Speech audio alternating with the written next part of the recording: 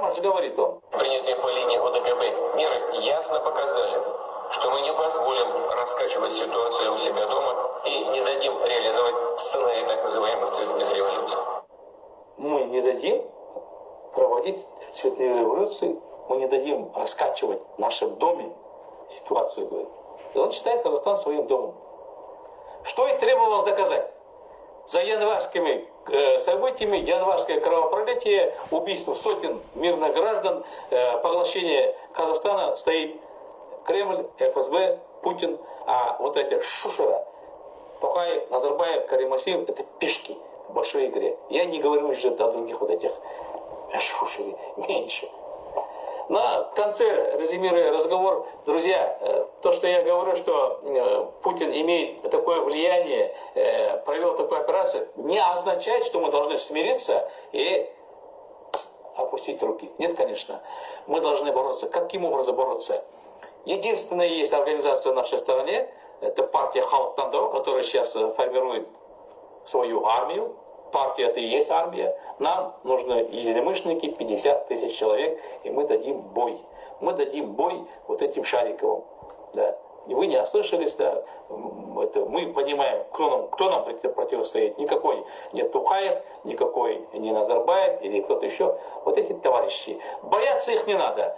Они провели эту операцию. Да, это было неожиданно для нашего народа, это было неожиданно для правоохранительной системы. Да, продажные полностью верховная власть, руководители министерств, ведомств, да, парламент, правительство, администрация президента. Но я не считаю, что вот у нас 270 тысяч человек под штыками, да, вот это полицейские, там 80 тысяч, это армия, там сколько, 100 с лишним тысяч, Нацгвардия, Комитет национальной безопасности, пограничные войска, ну, спецслужбы, всего где-то 270 тысяч, у меня такая информация есть, людей имеют оружие. Я не считаю, что они все прямо завербованные, все служат этому Тухаеву и Путину, его хозяину. Нет, конечно, их обманули. Они обманулись, вот эти продажные министры, которых в свое время назначали исключительно вербованных Комитетом государственной безопасности. На всех руководителей наших крупных этих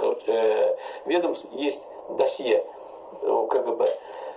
Поэтому я понимаю, когда вопрос станет, час X, вот эти 270 тысяч наших людей, которые носят форму, имеют оружие, они станут на сторону народа. Путин и его шайка получили основательно по морде. Этот год станет переломным. В течение до весны решится судьба. Вот сейчас они проиграют, она к этому идет, проиграет войну в Украине, и после этого начнется распад Российской Федерации. В этот момент мы должны ударить. Именно к этому я вас призываю. Бояться не надо. Никакие выборы парламентские, фейковые или еще что-то там, то, что в рамках их законов, которые они полностью написали под себя, никаким переменам не приведут. У нас план простой, 50 тысяч человек собираем, выводим к юстиции, к Орде, регистрируем в течение часа, или мы делаем революцию и берем власть в свои руки. Потому что это соответствует международным нормам, Женевской конвенции, законам, которые и ООН поддерживает, и США так говорит. Власть, которая не дает народу реализовать свое право на выборах, дает право провести революцию. Что сделали, реализовали в Киргизии 3 раза подряд, в Украине, Армении, Грузии. У нас другого пути быть не может. Только тот путь, который мы предлагаем, можно реализовать. А вот эти все фейковые организации, вот это сейчас Думан там вышел, вот этот, которого он здесь как журналист, он сработал, я даю положительную оценку, а он сейчас роль исполняет. Думан, Динар Югубаева, они попиарились на этой кровавом январе, и сейчас говорят, Тухаев изменил законы, одномандатные округа, мы будем баллотироваться, зайдем в парламент и оттуда будем наводить порядок. Бред такой несут. Не верьте ни этим Думанам, ни Динарам, ни этим Куспанам, ни Мамаям, ну и прочей шушере. Вот такое, значит, заключение по этим событиям, по прошествии года, друзья.